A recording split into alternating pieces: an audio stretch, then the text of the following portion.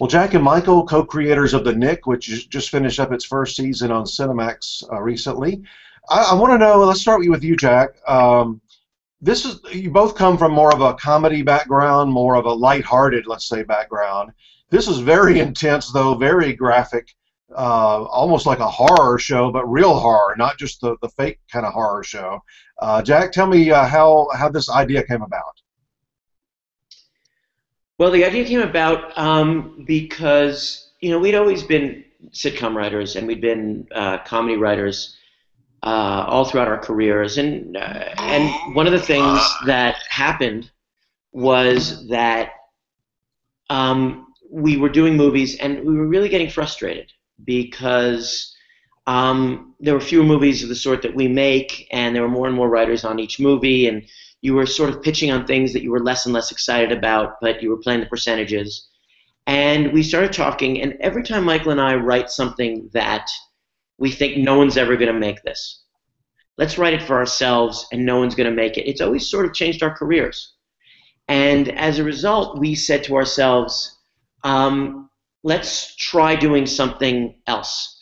Let's try doing something different. And if no one makes it, no one makes it. But at least we wrote something for ourselves, and it felt good. And we'd written a serial killer movie for Sony, and we'd written, some very, very dark comedies and some more dramatic things. But this was a bit of a departure. But what happened was, I think Michael can tell you how the idea itself germinated. But I think one of the things that emboldened us was that the more research we did, the more interesting we found it.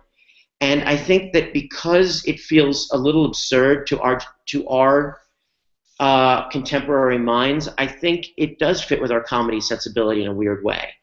Because we're always looking for what's sort of odd or strange or the truth in something, that kernel of truth that you go, oh my gosh. And so I think that really worked for us in terms of looking at this era and this period as something that we wanted to tackle and talk about. And I think Michael can probably do a better job of explaining where the actual germ of the idea came from.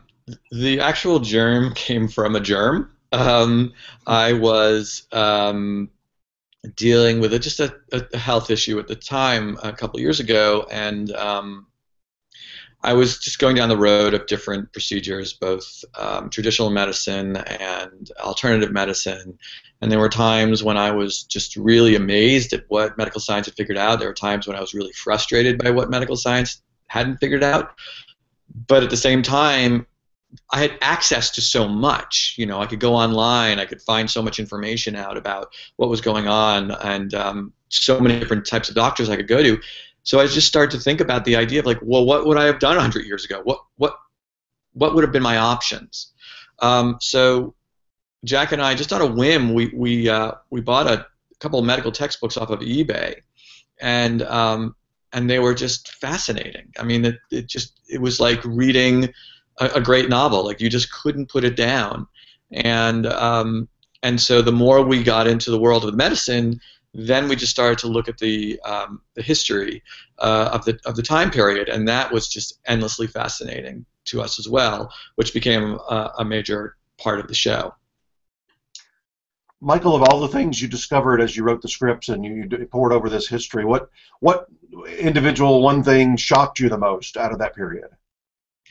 Wow, everything. Well, I think it was just. I think medically, I think it was just the simple things, like what they were using that we would consider so horrific today. Like, for example, if you had a problem with your intestines, like something like a perforation in your bowel, what they would tell you to do is they would tell you to drink turpentine, and that was supposed to ease your intestinal tract. Or in the show, we have the character of Abigail, who's suffering from syphilis, and she gets these terrible headaches, and what they prescribed were these infusions of mercury. So you would sit and you would breathe in the fumes of the mercury, which obviously today would never in a million years be considered a remedy. So I think it's those types of things, because again, it was still such trial and error, and those drugs were considered miracle workers. So I think that from the medical standpoint, that's what I figure was sort of the most shocking.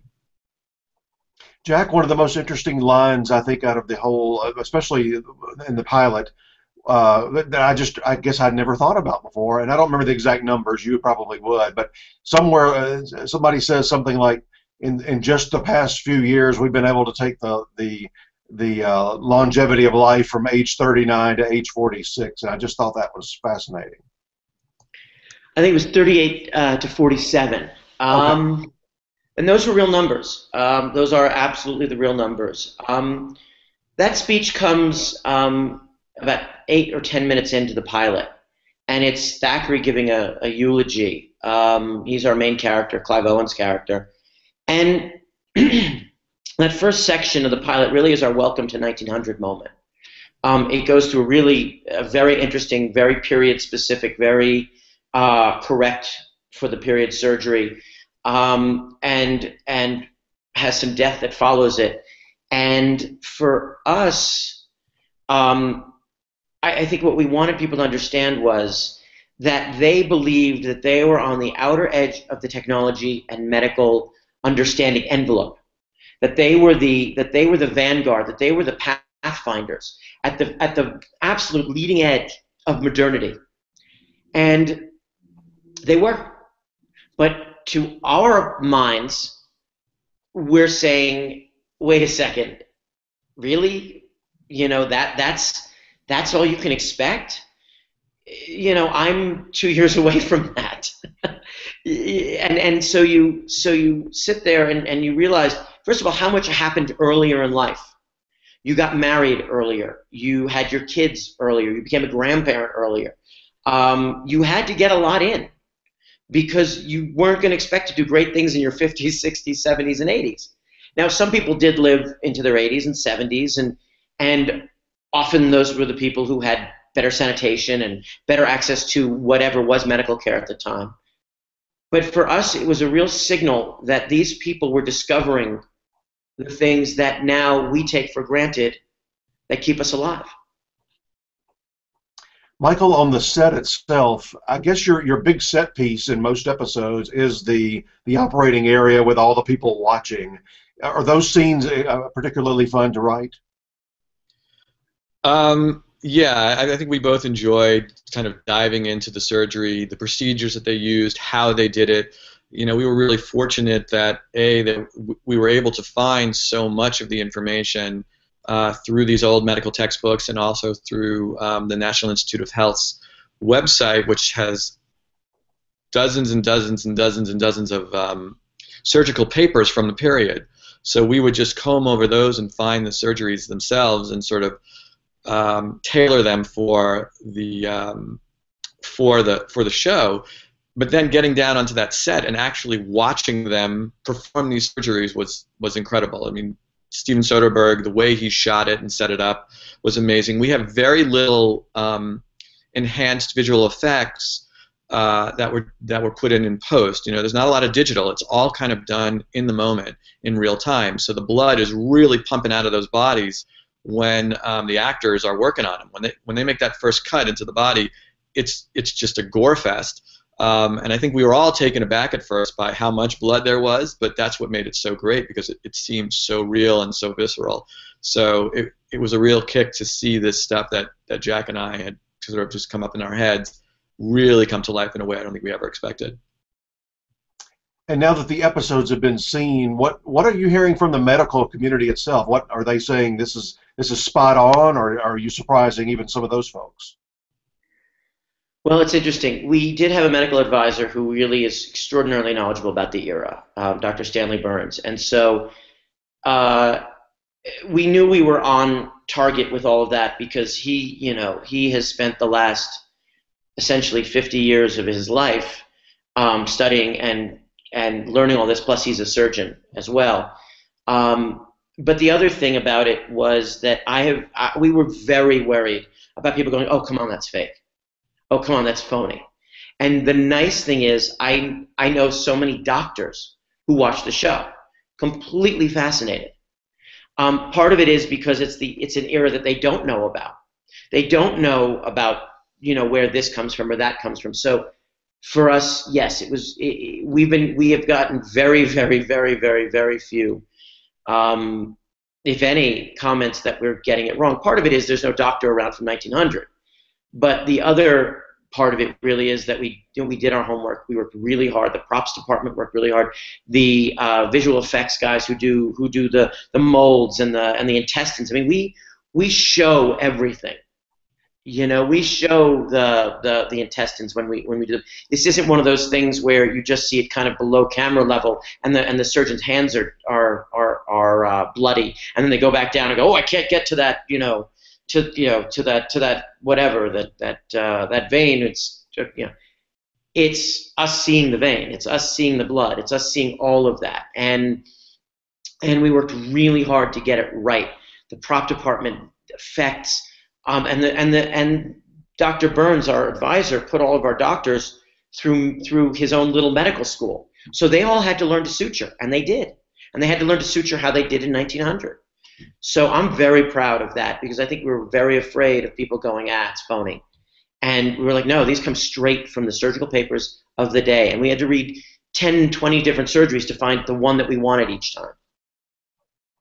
Well, Michael, along these lines, I mean, I'm always fascinated with folks like yourselves, producers, writers, that take on such a challenge, because, it would be so much easier, as you've done in other projects in your life, to create a fictional world, but it be something of your own rules that's not historical. I mean, taking on something like this is just, you've got to get it right as well as make it compelling. Yes, and I think when Jack and I set out on this, the one mantra we had is tell the truth.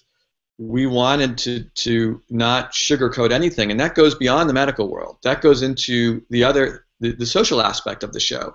We wanted to attack race and race relations in the way that it was. We wanted to show the way the class struggle was. We wanted to show sexism because it was important. I mean, there's no romanticizing what life was like. And you can watch a period piece and it can feel very flowery and romantic and give you this real sense of like, oh, isn't life beautiful back then? But that wasn't what we wanted to do. We wanted to separate ourselves and say, like, no, here's the reality. Here's the truth, because everything that we would read about was so shocking that we felt like, well, we haven't seen that before, and we want people to see what that really is. We don't want to whitewash it. We want to, like, for example, with the riot, Jack and I happened upon that in the newspapers we were reading from 1900, and said, well, we have to put this in. It's just too important, and it draws too many parallels from today that we can't not show it for what it really was. Have you heard from many people that the blood and gore and the operations and such have actually turned them off? I mean, they just couldn't. They wanted to watch the show and they just couldn't. Go ahead. I'll answer quickly. Yes and no. There are some people. Michael and I did a talk at UCLA the other day, and one person came up to us and said, oh my God, is there going to be a ton of more surgery in season 2? Because that was my favorite part. Though I will say this, that was done specifically, and I think Steven Soderbergh was the one who really decided the level of gore, and I loved exactly where we landed. But Steven knew what he wanted, and it was not an accident.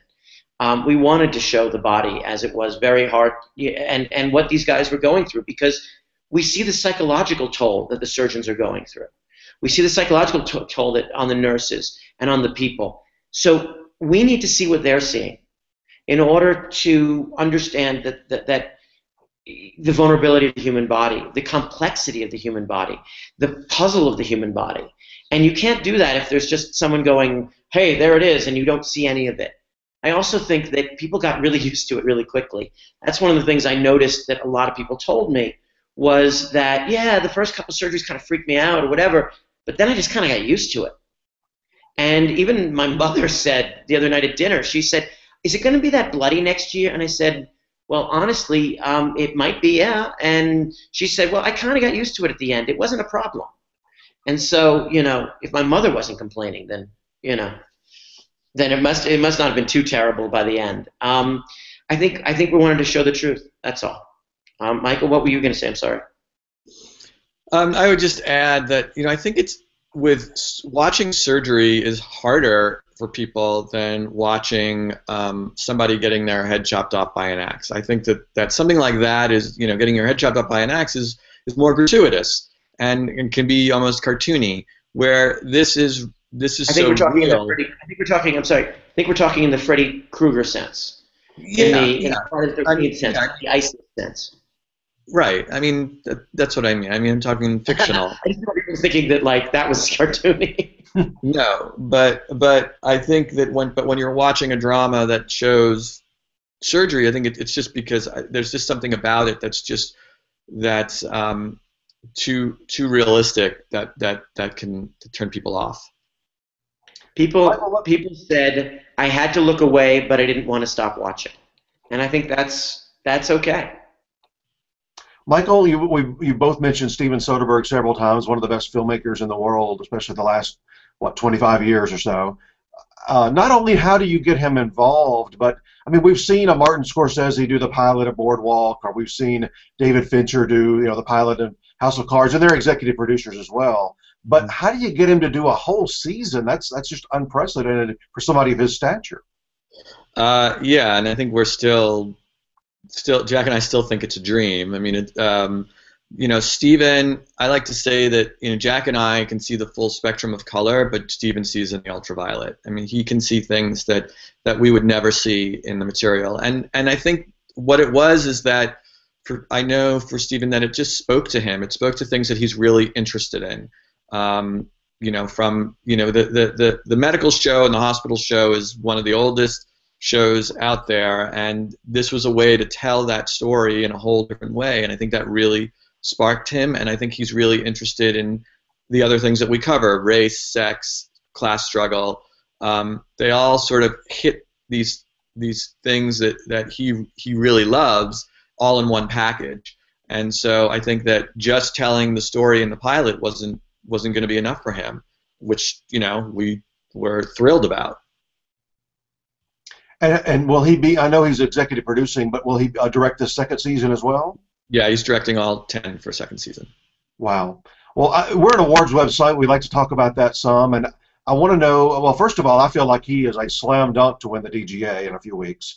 Those nominations, I guess, will come out in December, and then the awards will be maybe like late January. But I'll be shocked if he doesn't win the Directors Guild Award, and then Emmys will be way on down the road, way over into next fall. But tell me about. I'm sure you've done screeners, press engagements with the Golden Globes, especially Hollywood Foreign Press.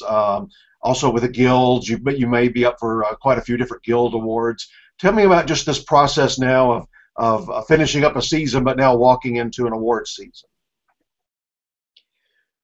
Well, I think there's a few nice pieces of it, and I think one is that we're older. We've been doing this for over 20 years, so this isn't happening to us at a tender age where we take it, too seriously. I think we think it's important because it gets people to like the show. Just being in the conversation means that the show was well received enough and good enough for people to say, "Wow, well, maybe you'd win something," or if we're nominated, that's wonderful. If we won, that would be, certainly the icing on the cake. But I think for us, our goal is to get people to really like the show and watch it, and to watch how great our actors are, and how the extraordinary ability of Steven to tell a story, and Cliff Martinez's music, and this is. I'm so proud of the finished product and the people involved, our costume designers, our hair and our makeup, and our art directors, and so as a result, I think I just want people to say, "Oh my God, did you see the Knick?" After that, if there's a statuette or a thing or a certificate that says I was nominated, that's wonderful. But the good news is that I think we remove ourselves from that, so it doesn't affect us when we've written season 2 already, and now we're just sort of fine-tuning it. All of this sort of craziness happened after we broke out and wrote season 2. So I feel really good that that's sort of untouched and untainted, and it's still the guys we were at the beginning of this, writing the same stuff. And so I hope we're not affected in any way. But I'd love to go. We've never been in that conversation before. I'd love to be a part of it. But I also know how many unbelievably good shows there are. There are so many good shows. Some that are classified as miniseries, some that are classified as, as dramas. And when you look out there at the landscape, you think to yourself, I don't know how anybody picks only 5 of these shows, because I could pick 10 right now and then turn around and do another 10 and think, well, those guys, those folks did extraordinary work as well. Well, Clive Owen is no stranger to the Globes, especially. He's won one before in a film category. We interviewed him a couple of years ago for Hemingway, which was a really great performance. How did he get involved with this?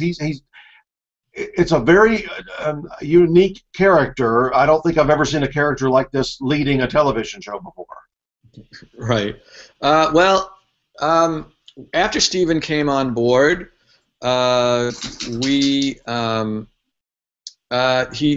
talking about who we would love to see in the role, and Clive's name came up very early on, and so he got the script, and he wasn't that interested in doing TV. He even admits, but he spoke to Steven, and Steven said, just give this a read, and he said he was shooting another movie at the time, and he said he sat down in his trailer, and 40 minutes later he closed the script and said, I knew I had to do it. I think it was such an interesting and challenging role for him that he left at it, and it's such a complex character that I think he really gravitated towards that. I know that when we were shooting the show, Clive had up in his dressing room, he had a dry erase board that would keep track of all his drug use, because we didn't shoot the show traditionally where we shot episode per episode. We cross-boarded. We shot it like a 10-hour movie. So, one day we could be doing something from episode 7, and the same day episode 2. So Clive really needed to know, like, am I coked up here? Am I coming down here? When was the last time I used? And he really took that extremely seriously, and it really shows in his performance. I mean, I've never seen Clive commit so much to something and be just stellar in every scene that he's in, to this degree. I mean, and I like so much of what he's done in the past, but I feel like he just brought it to a whole new level. Well, and as Jack mentioned, I would say on top of that, when you're writing, you just want to be as good as possible, and you hope you show up with something worthy of the actors, and worthy of the crew, and worthy of the time everyone's putting in. And what you hope and pray for is that that everybody comes and elevates it. And what was so extraordinary to us was, we wrote our guts out to make this the best it could be. But the thing that I think we both felt on every minute of this was that every single person along the way just elevated it, just brought it to another level. The look, the feel, the sounds, the visceral nature of it. And so we feel inordinately grateful. I mean, even HBO and Cinemax were just so trusting and just gave us so much room to work that you sit there and you just want to be worthy of the talents of all these other people. And Clive and the other actors committed with such trust, and that's what our set really runs on, is they trust the word. Steven trusts the actors. They trust Steven. Steven trusts all the department heads. The department heads trust, their lieutenants and the ADs, and Greg Jacobs, who's one of our exec producers and also our first AD. We're all in this thing of everyone has to do their job and do it right. And so you feel so grateful when everybody shows up, because we're two guys sitting in a room going, wouldn't it be cool if he walks in here and says this?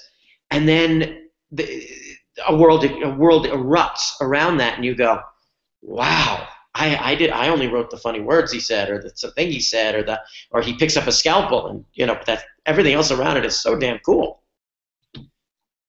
Well, tell me as we finish up here, what you said you've written all of the next season. What's the timeline? When do you shoot that, and then when will we see it? We start shooting at the beginning of February, and we'll be shooting through the end of May. And I believe we're set to air either again next August or maybe September. I'm not exactly sure if they're going to push the air date a little bit, just because we're under a tighter post schedule. But it will be sometime end of summer, beginning of fall of 2015. And when we say that we wrote them all, Michael and I wrote 8, just like we did last season. Stephen Katz, who's one of the other writer in the mix, he wrote 2 last season. He's writing 2 this season. So it's a team effort. Well, guys, we really enjoyed it. Good luck with all of the Guild Awards and Golden Globes and such here in the next few weeks, and of course at the Emmys next summer, next fall. And we appreciate your time today. Thank you so much.